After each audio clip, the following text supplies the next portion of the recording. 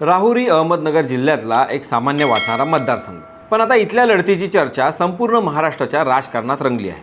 एका आमदाराच्या निधनानंतर लागलेली ही पोटनिवडणूक सहानुभूतीच्या लाटेवर सहज पार पडेल असं सुरुवातीला वाटत होतं. पण अचानक काही हालचाली वेग घेतात. काही नेते भूमिका बदलू लागतात, काही संकेत बदलतात आणि सगळं चित्रच यावेळी वेगळं दिसायला लागतं. एकीकडं भाजपने घराणेशाहीचं कार्ड खेळत कर्डिले कुटुंबावर विश्वास ठेवला, तर दुसरीकडं प्राजक्त तनपुरे यांनी शांतपणे वेगळीच रणनीती आखायला सुरुवात केली. हे फक्त उमेदवारीचं प्रकरण नाही, तर हा संघर्ष आहे दोन वेगवेगळ्या राजकीय शैलींचा, दोन वेगवेगळ्या प्रभावांचा आणि कदाचित भविष्यातल्या मोठ्या समीकरणांचा. मग प्रश्न असा आहे की राहुरीत खरंच निवडणूक होणार आहे का, की राजकीय समझोता? आणि जर लढत झाली तर ती कोणाच्या बाजूने झुकणार? जाणून घेऊयात सविस्तर या विश्लेषणाच्या माध्यमातून. नमस्कार, मी स्वप्नील आणि आपण पाहतात त्याचं काय महाराष्ट्र. राहुरी पोटनिवडणुकीमध्ये पाहताना सर्वप्रथम एक गोष्ट लक्षात घ्यावी लागते. ही निवडणूक परिस्थितीजन्य आहे, पण परिणाम मात्र दूरगामी असू शकतात. शिवाजी कर्डिले यांच्या निधनामुळे रिक्त झालेली जागा ही भरून काढण्यासाठी निवडणूक जाहीर झाली आणि लगेचच एक भावनिक वातावरण तयार झालं. अशावेळी मतदार हा सहानुभूतीच्या आधारावर निर्णय घेतात. हा महाराष्ट्राच्या राजकारणाचा अनुभव आहे. भाजपने हीच बाब ओळखून अक्षय कर्डिले यांना उमेदवारी दिली. हे केवळ एक नाव जाहीर करणं नव्हतं, तर कंटिन्युटी म्हणजेच सातत्य दाखवण्याचा प्रयत्न होता. पण या निर्णयामुळं एक वेगळीच राजकीय घडी आली, कारण या जागेवर प्राजक्त तनपुरे यांची नजर होती. तनपुरे हे फक्त माजी मंत्री नाहीत, तर स्थानिक पातळीवर मजबूत नेटवर्क असलेले नेते आहेत. गेल्या काही वर्षात त्यांनी राहुरीत स्वतःची ओळख निर्माण केली आहे. त्यामुळे जेव्हा त्यांचा भाजप प्रवेशात चर्चा सुरू झाल्या, तेव्हा ते फक्त अफवा नव्हत्या, तर त्यामागं काहीतरी राजकीय गणित होतं. भाजपला एक मजबूत स्थानिक चेहरा मिळाला असता आणि तनपुरेंचा सत्तेचा मार्ग खुला झाला असता. पण इथेच एक महत्त्वाचा ट्विस्ट आला. भाजपने कर्डिले कुटुंबावर विश्वास ठेवत उमेदवारी जाहीर केली आणि तनपुरेंना बाहेर ठेवण्यात आलं. हा निर्णय केवळ संघटनात्मक नव्हता, तर त्यात एक स्पष्ट संकेत होता की पक्ष आपली पारंपरिक निष्ठा आणि सहानुभूतीचा मुद्दा सोडणार नाही. आता इथून पुढे तनपुरेंची भूमिका महत्त्वाची ठरते. सुरुवातीला ते संभ्रमात असल्याचं दिसत होतं, पण गेल्या काही दिवसात त्यांनी जी पावलं उचलली ती खूप काही सांगून जातात. जनआशीर्वाद यात्रा, गावागावातील भेटी, कार्यकर्त्यांशी थेट संवाद, हे सगळं केवळ उपस्थिती दाखवण्यासाठी नव्हतं, तर तो एक संदेश होता: मी अजूनही मैदानात आहे. विशेष म्हणजे तनपुरेंनी अलीकडे घेतलेली हिंदुत्ववादी भूमिका, भगवी टोपी, भगवी शाल, हे केवळ प्रतिकात्मक नाही. महाराष्ट्राच्या राजकारणात प्रतिमा खूप महत्त्वाची असते. त्यामुळे ते एका नव्या मतदारवर्गाशी कनेक्ट होण्याचा प्रयत्न करत आहेत.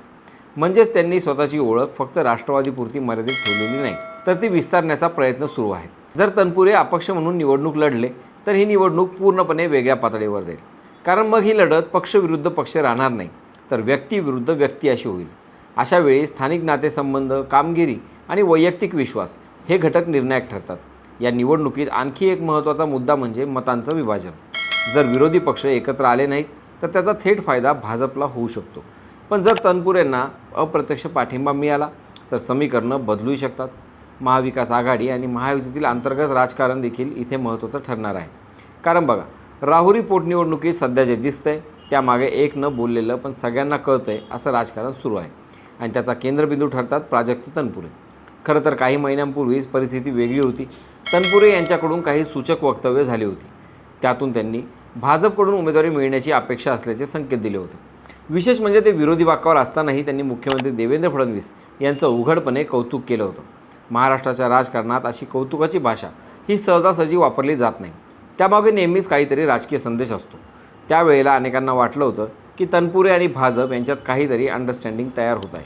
म्हणजेच राहुरीत भाजपकडून त्यांना उमेदवारी मिळेल आणि एक मोठा राजकीय बदल पाहायला मिळेल. पण प्रत्यक्षात जे घडलं, या सगळ्या चर्चांना पूर्णविराम दिला. भाजपने अक्षय कर्डिले यांचं नाव जाहीर केलं आणि तनपुरेंच्या त्या शक्यतांना थेट ब्रेक लागला. आता इथेच पुढचा आणि कदाचित सर्वात गुंतागुंतीचा प्रश्न उभा राहतो. तो म्हणजे शरद पवार गटाची भूमिका काय असणार. कारण सध्या तनपुरे हे पवारांच्या राष्ट्रवादी काँग्रेसमध्ये आहेत. अशा परिस्थितीत पक्ष त्यांना अधिकृतपणे उमेदवारी देणार का? कारण दुसरीकडं राज्यात काही ठिकाणी बिनविरोध निवडणुकीचे प्रयत्न सुरू असल्याचं दिसतंय. बारामतीत जसं चित्र आहे तसंच काहीसं राहुरीतही घडवण्याचा प्रयत्न होऊ शकतो. जर पवार गटाने हीच भूमिका घेतली आणि उमेदवार दिला नाही तर तनपुरेंसमोर मोठं द्वंद्व उभं राहील. एकीकडं पक्षनिष्ठा आणि दुसरीकडं स्वतःची राजकीय जमीन. अशा वेळी तनपुरेंकडे उरतो तो एकच पर्याय, अपक्ष म्हणून मैदानात उतरण्याचा. आणि सध्या जो संकेत मिळत आहे ते याच दिशेने जाताना दिसत आहेत. पण अपक्ष म्हणून लढणं म्हणजे केवळ निवडणूक लढणं नाही, तर ती एक प्रकारची पॉलिटिकल रिस्क असते. कारण अशा वेळी ना पूर्णपणे पक्षाचं बळ मिळतं, ना संसाधनांची हमी असते. पण दुसऱ्या बाजूला मतदारांशी थेट कनेक्ट असलेला नेता असेल तर तो सगळं काही समीकरणं उलथवू शकतो.